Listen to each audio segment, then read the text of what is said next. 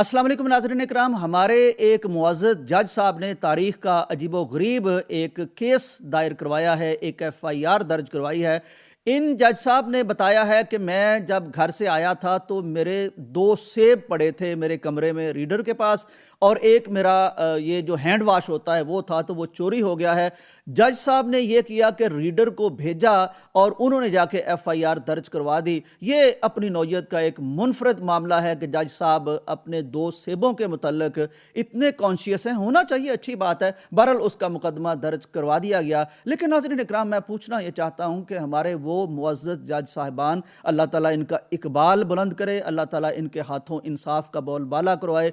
2 सेबों के बारे में इतने कॉन्शियस हैं, लेकिन हमने देखा कि इस्लामाबाद की शाहराए दस्तूर पर 2 लड़कियां, 2 जवान लड़कियां, 2 पढ़ी लिखी लड़कियां, 2 मुतवसत घराने की लड़कियां जो दिन को तालीम हासिल करती थी, जो रात को जॉब करती थी, वो बेचारी स्कूटी पर जॉब मुकम्मल करके वापस आ रही थी कि वहीं एक गाड़ी V8 गाड़ी वो इनको इस बुरे तरीके से हिट करती है कि फिलफौर ये दोनों अल्लाह के पास पहुंच जाती हैं।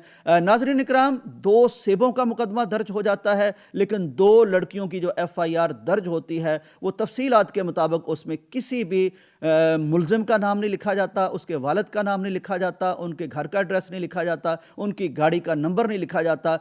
चंद दिनों में 2-3 दिन ही गुजरे होते हैं कि हमें खबर मिलती है कि वो सुलह सफाई कर ली गई है। जहां जजेस के 2 सेबों के हवाले से केस दर्ज हो जाए, 2 कौम की जवान बच्चियां मार दी जाएं, कुचल दी जाएं, रौंद दी जाएं, और उनकी FIR भी ठीक तौर पर दर्ज ना हो सके, और उनके लवाहकीन को मीडिया से बात करने की इजाज़त भी ना मिल सके, और उनकी तरफ से जज साहब खबर दें कि जनाब मेरी इनसे सुलह हो गई है, और रियासत वहाँ चुप बैठी रहे, और वहाँ के हमारे वज़ीर ट्वीट रीट्वीट करें कि यार ये कहाँ वाक़या हुआ, मुझे तो पता नहीं इसका, और अगर ऐसा हुआ है तो बुरा हुआ है।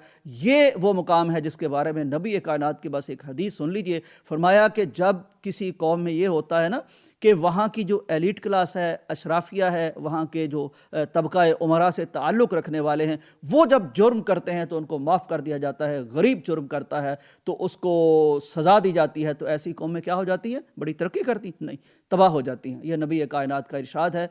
दुआ करते हैं कि अल्लाह करे कि हम वो इंसाफ कर सकें जो मोहम्मद अरबी हमें सिखा के समझा के गए थे, और जो इस उम्मत का तुर्रा इम्तियाज़ है। अगर यहाँ कोई तराजू ठीक नहीं तोलता और इंसाफ नहीं करता तो याद रखिए अल्लाह का जो इंसाफ है वो बहुत सख्त है, वो बहुत सख्त है।